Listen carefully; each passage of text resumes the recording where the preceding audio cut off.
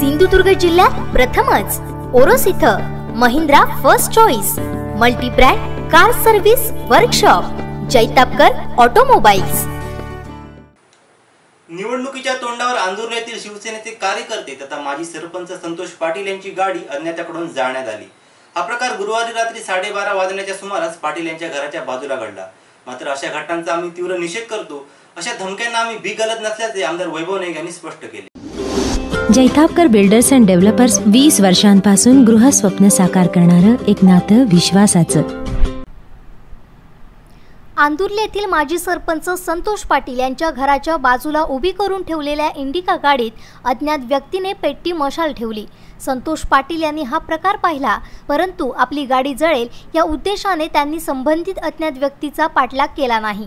यात आगीचा भडका उडाल्याने इंडिका गाडी जळून खाक झाली। दरम्यान याबाबत कुडाळ पोलीस ठाण्यात गुन्हा दाखल करण्यात आलाय। या घटनेची माहिती मिळताच आमदार वैभव नाईक, संजय पडते, जान्हवी सावंत, सरपंच पूजा सर्वेकर, प्रवीण सावंत, अनुप नाईक, अतुल बंगे, राजन नाईक, सचिन कदम, सुशील चिंदरकर, संदेश प्रभू, बाळा सावंत आदी घटनास्थळी दाखल झाले।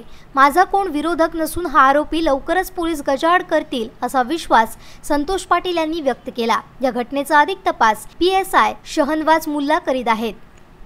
एकंदरीत आता एक अशी मोठी आपल्या हातात बातमी आली आहे की त्या गाडी जाळून खाक झाली आहे पूर्ण पाटील यांची। आपल्यासोबत आमदार वैभवजी नाईक आपल्यासोबत आहेत। काय परिस्थिती आहे एकंदरीत आपण त्यांना विचारतोय। आमदार साहेब काय सांगू शकाल? खरं तर अंदुर्ले गावचे उपसरपंच संतोष पाटील हे यांची गाडीचा आज या ठिकाणी काही लोकांनी जाळली।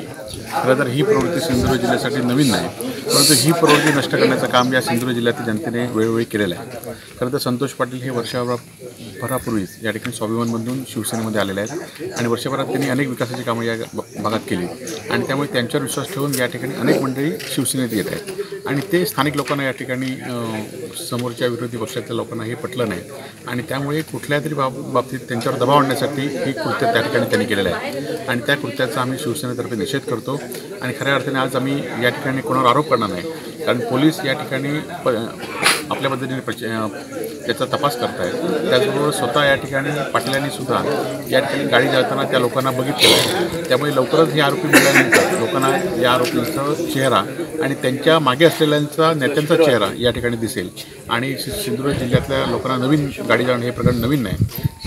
उमेश सावंत यांची गाडी जाळणं असून देत, बंडू गांगण यांची गाडी जाळणं असून देत, संजीव परब यांची गाडी जाळणं असून देत किंवा ही गाडी जाळणं असून देत, त्यांच्या पाठीशी कोण आहेत हे सिंधुदुर्ग जिल्ह्यातल्या जनतेला माहिती आहे आणि त्यामुळे अशा प्रवृत्तींचा निषेध आम्ही या ठिकाणी करतो आणि येणाऱ्या निवडणुकीमध्ये अशा प्रवृत्तींना या ठिकाणी लोकांनी स्वीकारलं नाही आणि म्हणून अशा प्रवृत्ती पुन्हा पुन्हा असे प्रकार करत आहेत आणि लोकांवर दबाव आणण्याचा प्रयत्न करत आहेत। काल पोलिसांवर दबाव या ठिकाणी आणण्याचा प्रयत्न रत्नागिरीमध्ये झाला, तसाच प्रकार या भागात सुद्धा झालेला आहे आणि अशा प्रकाराला दबाव या ठिकाणची सिंधुदुर्ग जिल्ह्याची जनता घालणार नाही आणि यापुढच्या काळामध्ये अंतुर्ल्यामध्ये विकासासाठी स्पर्धा आमच्यावर करायची आहे ती त्यांनी निश्चित करावी, परंतु अशा प्रवृत्तींना घेऊन दबाव आणण्याचं काम मात्र त्याने निश्चित करू नये। शिवसैनिक अशा दबावाला भीक करणार नाहीत तर त्याच ताकदीने या ठिकाणी विरोध करतील असं आपल्या माध्यमातून या ठिकाणी त्या लोकांना सांगतो।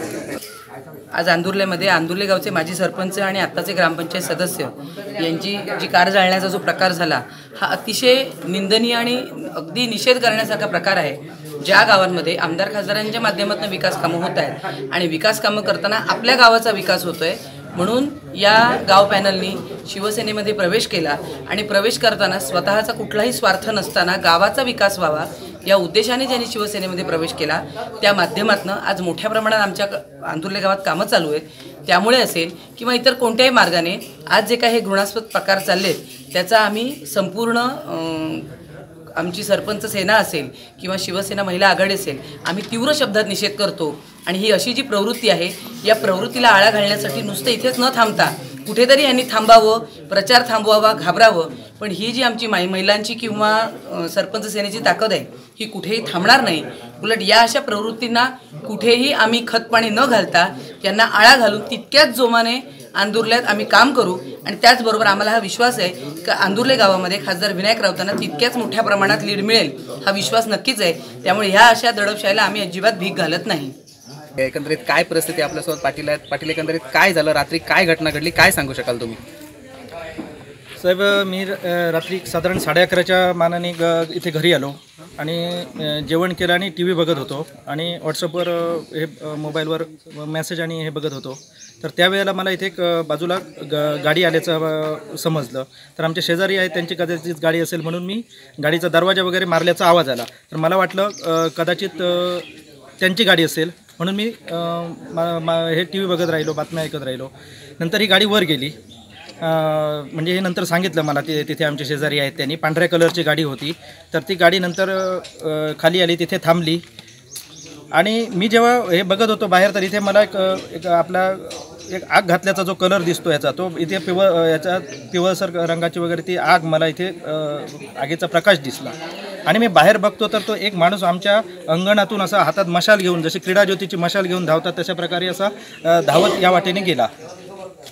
तर मी पटकन माझ्या भावाला हाक मारलं आणि तिथून मी बघितलं तर मला इकडे हे पण पेटताना दिसली, इथे गाडी पण पेटताना दिसली.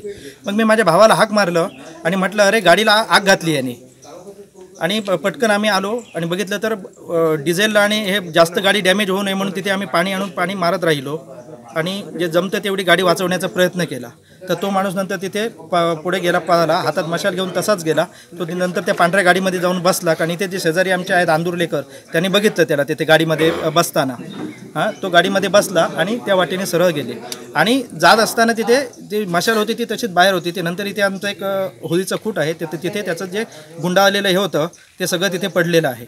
मी गावामध्ये असं कोणाचं तरी नाव हे करणं म्हणजे हे गोष्ट चुकीची होईल, त्यामुळे मला वाटतं हे तपास यंत्रणेने बघावं.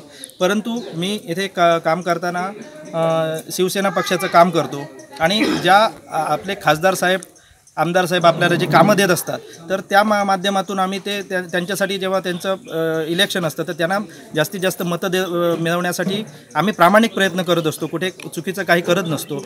आणि अशा प्रकारे मला गावामध्ये लोकांचा चांगला इथे सपोर्ट होता. तर कदाचित त्या गोष्टीचा सुद्धा हे होऊ शकेल, पण माझा असा मी वैयक्तिक कोणावर असा आरोप करत नाही.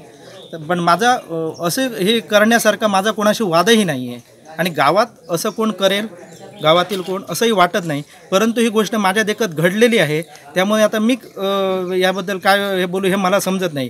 कारण मी जर कोणावर असं संशय व्यक्त करणं म्हणजे या इलेक्शनच्या याच्यामध्ये कोणाला तरी आपण टार्गेट केल्यासारखं होतं, तर ते मला ते तशा प्रकारचं टार्गेट करायचं नाही. परंतु मला सुद्धा न्याय मिळावा ही माझी इच्छा आहे. आपलं नाव कसं? माझं नाव संतोष घनश्याम पाटील. मी माजी सरपंच या गावचा, आंदुर्ले गावचा, आणि आता विद्यमान ग्रामपंचायत सदस्य आहे. बाकी माझ्याकडे असं कोणतं तंटामुक्ती अध्यक्ष पण आहे. बाकी असं पक्षाचं कुठचं पद वगैरे माझ्याकडे नाही आहे.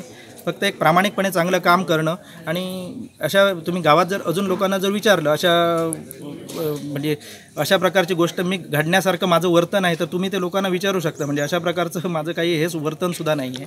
तर ही गोष्ट घडणं हे गावाच्या याच्या दृष्टीने हे चुकीचं आहे आणि इलेक्शनच्या अशा वेळेला या गोष्टी होऊ नयेत.